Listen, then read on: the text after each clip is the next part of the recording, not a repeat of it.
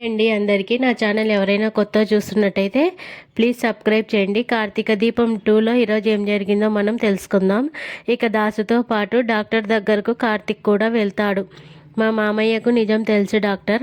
ఆ జోష్న మిమ్మల్ని కలిసి మీతో ఏం మాట్లాడిందో నిజం చెప్పండి అని హారికను అడుగుతాడు కార్తీక్.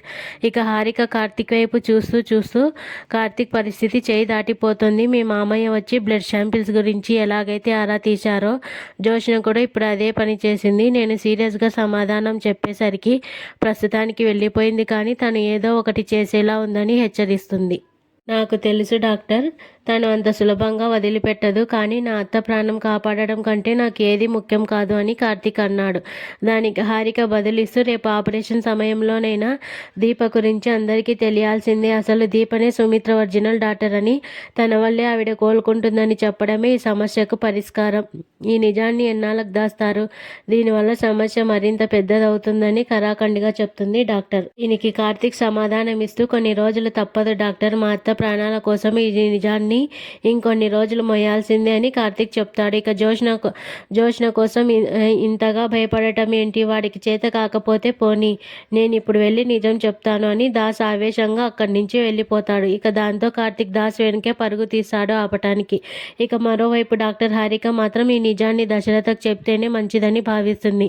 మొత్తానికి డాక్టర్ మీద కలిగిన అనుమానాన్ని దాస్లో పోగొట్టగలిగాడు కార్తీక్. మరోవైపు ఇంట్లో జోష్న పారిజాతంతో డాక్టర్ని కలిసిన విషయం చెప్తుంది. అయితే ఆసుపత్రికి వెళ్ళిన విషయం ఎవరికి చెప్పొద్దని చెప్తుండగా దశరథ్ అక్కడికి వస్తాడు.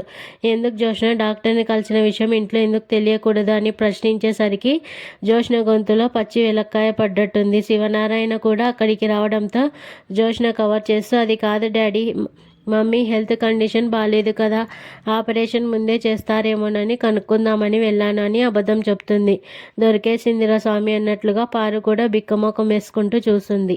అలా కవర్ చేయడంతో వెంటనే దశరథ కోపంగా, నీ బ్లడ్ శాంపిల్స్ మ్యాచ్ అయ్యాయి, ఆపరేషన్ డేట్ ఫిక్స్ అయ్యింది, అలాంటప్పుడు నువ్వు సంతోషంగా ఉండాలి, కానీ నీ ముఖంలో ఆ బెంగ ఏంటి? అది బెంగ లేక ఇంకేదైనా దాస్తున్నావా, భయమా అని నిలదీస్తాడు. ఇక జోష్న మౌనంగా ఉండిపోవడంతో దశరథ అడగకుండా, నేను డాక్టర్ హారికను ఫోన్ చేసి నువ్వు అక్కడ ఏం అడిగావో కనుక్కుంటాను అంటాడు. ఇక జోష్న భయంతో వణికిపోతూ, నీకు నా మీద నమ్మకం లేకపోతే ఫోన్ చేయి డాడీ, నా భయాలు నాకున్నాయని రివర్స్ డ్రామా మొదలు పెడుతుంది. ఇక శివనారాయణ జోక్యం చేసుకొని, తను ఆడపిల్ల తల్లిని రక్షించుకోవాలనే ఆరాటంలో అలా చేస్తుంది, వదిలేయని దశరథకు సర్ది చెప్తాడు. కానీ దశరథ మనసులో మాత్రం అనుమానం బీజం బలంగా నాటుకుంది. రెండోసారి శాంపిల్స్ ఎలా మ్యాచ్ అయ్యాయో నేను కూడా తెలుసుకోవాలి అని తనలో తాను అనుకుంటున్నాడు. గట్టిగా ఫిక్స్ అవుతాడు. సీన్ కట్ చేస్తే శ్రీధర్ దీపన్ కలిసి మాట్లాడడం ఆసక్తికరంగా మాట్లాడింది. ఇక దీపన్ తెలివిగా ఆరా తీస్తాడు. ఇప్పుడు కాంచనకి ఎదురు తిరగని నా కొడుకు నీ విషయంలో కాంచనకి ఎదురు తిరిగాడంటే కారణం ఏంటి దీప అని డైరెక్ట్గా ఆరా తీయడం మొదలు పెడతాడు శ్రీధర్. ఇక దీప, నా కొడుక్కి నేనంటే ఇష్టం ఉండొచ్చు, కానీ వాళ్ళ అమ్మ అంటే ప్రాణం. నేను ఏడిస్తే ఓదారుస్తాడు, కానీ వాళ్ళ అమ్మ కళ్ళల్లో నీళ్లు వస్తే తట్టుకోలేడు. అలాంటి వాడు కాంచనను ప్రశ్నించాడంటే మీ ఇద్దరి మధ్య ఏదో పెద్ద రహస్యమే ఉందనిపిస్తోంది అని అడిగాడు శ్రీధర్. ఇంకా శ్రీధర్ మాటలకు దీప కంగారు పడుతుంది. శ్రీధర్ కొనసాగిస్తూ, దీప, నీ కడుపులో పెరుగుతున్న బిడ్డ మా వంశవారసుడు. కాంచన చిన్నతనంలోనే తల్లిని కోల్పోయింది, అందుకే తన కోడలి బిడ్డను చూడడమే తన జీవిత లక్ష్యంగా పెట్టుకుంది. నీకు చిన్న దెబ్బ తగిలినా తను తట్టుకుంటుంది, కానీ ఆ బిడ్డకి ఏమైనా జరిగితే తను ప్రాణాలు వదిలేస్తుంది. నా కొడుకు వారసత్వాన్ని నా భార్య చేతుల్లో చూడాలని నేను కూడా ఎదురు చూస్తున్నానని చెప్పి వెళ్ళిపోతాడు. మాట దాటేసే మాటలు దీప చాలానే చెప్తుంది, కానీ మామగారి మాటలకు చాలా అల్లాడిపోతుంది. శ్రీధర్ వెళ్ళగానే దీప గుండె బరువెక్కుతుంది. అసలు నిజం తెలిస్తే ఈ కుటుంబం ఏమైపోతుందో అనే భయం తనని చుట్టుముట్టుకుంటుంది. కన్నీళ్ళు ఆపుకోలేక దీప అక్కడే కుప్పకూలిపోయి ఏడుస్తుంది. ఇక మరోవైపు ఆవేశంగా నిజం చెప్పడానికి బయలుదేరిన దాస్ను కార్తీక్ అడ్డుకుంటాడు.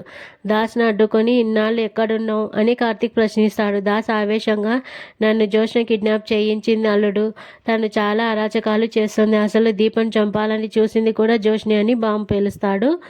ఇక దాస్ ఆ మాట వినగానే కార్తీక్ కాళ్ళ కింద భూమి కదిలినట్లయింది. తన సొంత మరదలు ఇంతటి ఘాతుకానికి ఒడిగడుతుందని కార్తీక్ ఊహించలేదు. నేను ఊరుకోని అల్లుడు, దీప ఆ ఇంటి వారసురాలు అనే నిజాన్ని ఇప్పుడే అందరికీ చెప్తాను అని దాస్ మొండిగా అంటాడు. ఇక కార్తీక్ అతన్ని ఆపటానికి ప్రయత్నించిన సుమిత్ర అత్త ఆరోగ్యం కోసమైనా నిజం చెప్పకూడదని దాస్ వివరిస్తాడు కార్తిక్. కానీ దాస్ వినడు. జోష్న గురించి నీకు తెలియదు అల్లుడు, తీవ్రంగా హెచ్చరిస్తూనే ఉంటాడు. ఇక అలా వాళ్ళు మాట్లాడుకుంటుండగానే దశరథ్ డాక్టర్ దగ్గరకు వస్తాడు. ఇక దశరథ్ రావడంతో హారిక కాస్త కంగారు పడుతుంది. అయితే దశరథ్ సూటిగా, డాక్టర్, నాకు జోష్న రిపోర్ట్స్ కావాలి, నేను సెకండ్ ఒపీనియన్ కోసం వేరే డాక్టర్ని కలవాలి అనుకుంటున్నాను అని అంటాడు. ఆ మాట వినగానే హారిక గుండె ఆగినంత పని అవుతుంది. నా ట్రీట్మెంట్ మీద మీకు నమ్మకం లేదా అని అడిగినా దశరథ మాత్రం మండిగా రిపోర్ట్స్ అడుగుతాడు. సరే, నేను మీకు మెయిల్ చేస్తాను అని చెప్పి హారిక అక్కడి నుంచి తప్పించుకుంటుంది. ఈ విషయం వెంటనే కార్తిక్కి చెప్పాలని హారిక వెంటనే కార్తిక్ ఫోన్ చేయాలని నిర్ణయించుకుంటుంది. ఇక ఈ ఒత్తిడి నేను భరించలేని, ఏదో ఒకటి చేస్తే కార్తిక్ని ఆ నిజాన్ని బయట పెట్టమని అడగాలి అని అనుకుంటుంది. ఇక అటు దాస్ కూడా నిజం చెప్పేద్దాం పదా అని కార్తిక్ని రెచ్చగొట్టడంతో ఇక ఈరోజు ఎపిసోడ్ పూర్తవుతుంది. సబ్స్క్రైబ్.